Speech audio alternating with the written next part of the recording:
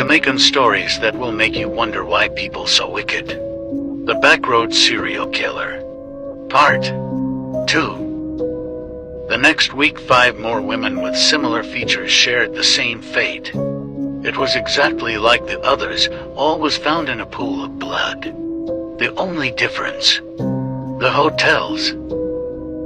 The other week, Backroad was in shambles, as now it was evident that there was a serial killer on the loose, and no matter his unique patterns, every woman is at risk. 3 more women passed by the same fate that week, and more were targeted in the weeks to follow.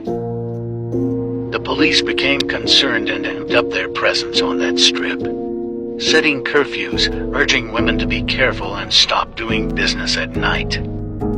Though night nursing is illegal in Jamaica, young women were being targeted all the same. Plus, there was no evidence to prove that the women were doing business in that area at night. The killing stopped, but the killer was never found.